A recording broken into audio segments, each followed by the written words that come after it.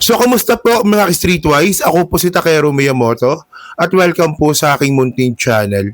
So mga kababayan, kahapon po, napanood po natin yung pagbasa ng affidavit ni Ramil Madriaga dun po sa Committee on Justice sa Congress. So medyo mahaba nga, no? Mahaba. Mga isang oras mahigit po yun. So meron pong pagkakataon doon no, na pumukaw sa aking kamalayan. No? Doon po sa parte na si Ramil Madriaga po umiyak habang binabasa po yung parte ng kanyang affidavit. So syempre no, kapag umiyak ang isang tao habang nagbabalik tanaw po siya, well para sa akin no, ano yan, nasaktan or na-disappoint. Oo. So obvious naman po no, kung alam po natin yung kwento ni Ramil Madriaga, talagang sobrang disappointed po talaga siya kay Sara Duterte. So pag-usapan ngayon natin yan no. So ito, kunin na lang natin itong post from 31 million movement no. Sabi dito, Ramil Madriaga, bagman ng Vice Presidente, na si Sara hindi napigilang umiyak sa harap ng mga congressman habang sinasalaysay ang affidavit. Grabe talagang ginawa ni Lustay. Hindi kinaya ni Ramil Madriaga ang emosyon. Kasi para sa akin, maganda pag-usapan to yung pagiging emosyon ni Ramil Madriaga. Kasi hindi naman drama yan eh. So tingnan nyo to panoorin natin tong video nung nangyari nga po yun. Yan, tabi muna tayo. Yan. 21 is here to attach. May I know what's happening to you, Mr. Madriaga? You seem to be crying. Are you crying? I just remember one moment. Are you crying? I just, You are nearly crying. May I just put it on record that while reading these portions of the affidavit, the resource person, Ramil Madriaga, is breaking into tears. Can we go back to where you feel where you felt frustrated and you're nearly crying? Which part of your affidavit is that? Can we go back to that? number 46 po, Madam Chair. Number 46. Let's go back to number 46. Okay, you may read from 46, Mr. Madriaga. Okay na. So, at least you get the point, no? So, ako na magbabasa ng part na basahin natin. Yung part kung bakit nga po naging emosyonal si Ramil Madriaga. So, ito sabi dito, number 46, di ba?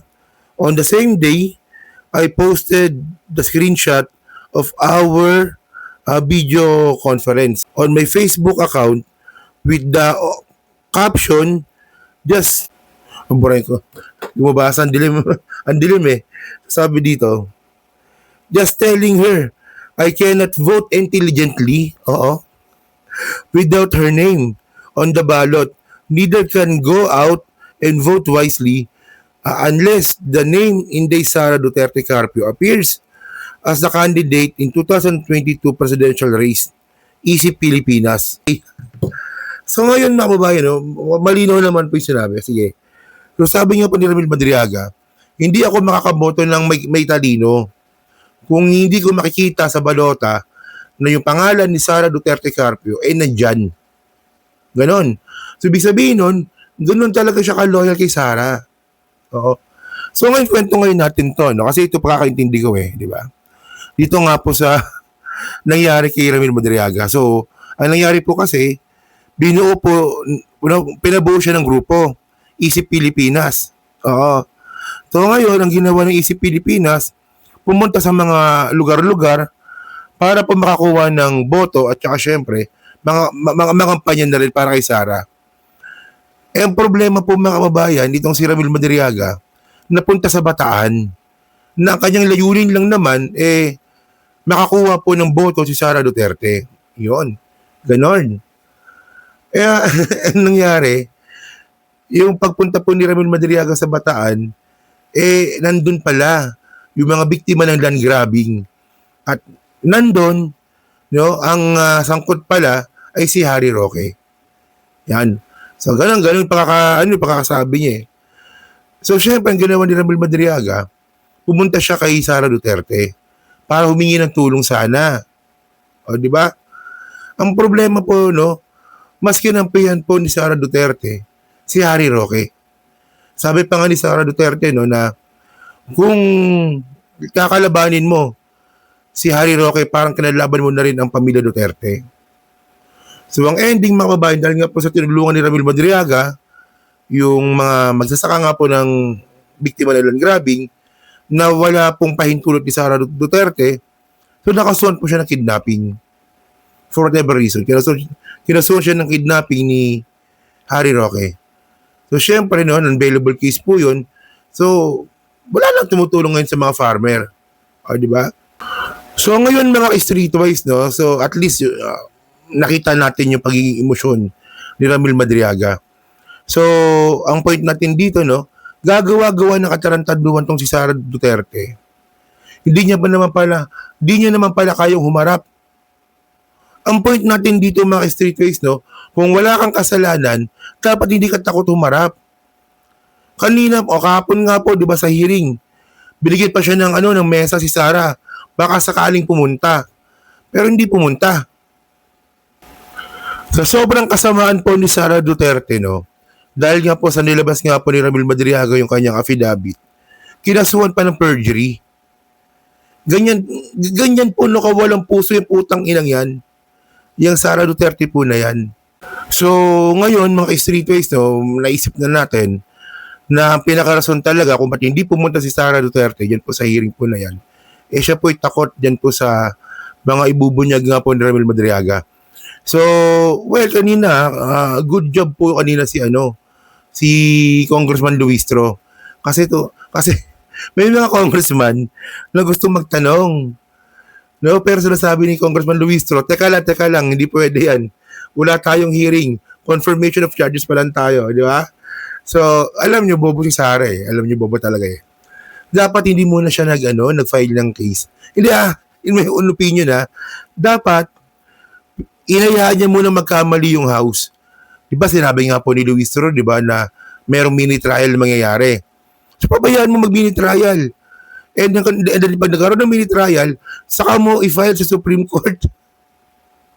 Kanina, no, dahil nga po meron kayong petition sa Supreme Court, so nag-iingat po ngayon ang House Committee of Justice.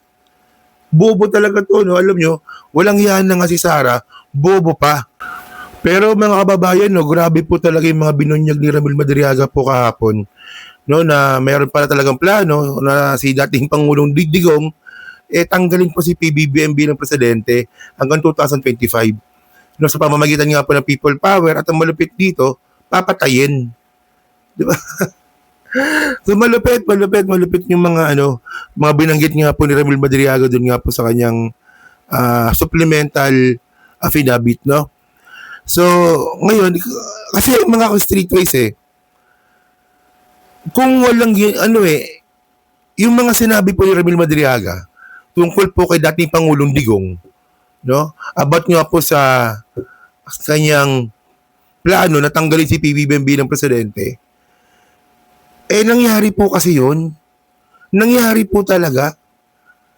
Di ba? Una, si Digong, nagkaroon ng maisog.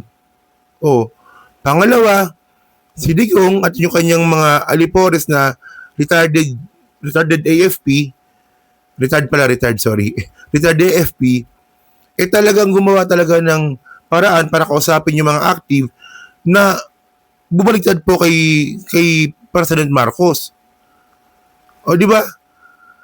So talagang ginawa talaga po noon ni Digong. No, yung mga sinabi nga po ni Ramil Madriaga. So, yun ang point natin. Pero yun so yun mga babae, sa maiksing topic lang naman to, no? Kasi actually mga kababayan, no, medyo sumama yung pakaramdam ko talaga kanina, no? Yung BP ko tumaas ng 200 over 100. Tapos may infection pa ata ako ngayon. So, kaya medyo nahirapan ako gumawa ng content, no? Yan. Pero mga babayan, okay, no? Medyo okay na ako ngayon di ba? So, yung mga streetways, no? So, kayo po, no? Masasabi nyo nga po dito sa pag-iyak nga po ni Ramil Madriaga, no, dito nga po sa kanyang pagbasa na kanyang counter affidavit. Hindi, supplemental affidavit pala. At masabi niya rin po dito, no, na si Sara Duterte nga po, talagang takot nga po talaga dito sa mga binunyag nga po ni Ramil Madriaga, kaya hindi po siya pumunta. Di ba? So yun mga streetwise, so pa-comment na po sa baba at binabasa ko po lahat yan. At syempre, dyan po sa Team Replay, no? So pa-like, pa-subscribe. Di na makalabisan, pa-share po ng content natin ngayon. No? So thank you mga streetwise, kita na lang ulit tayo sa susunod natin content. So thank you, salamat and bye-bye.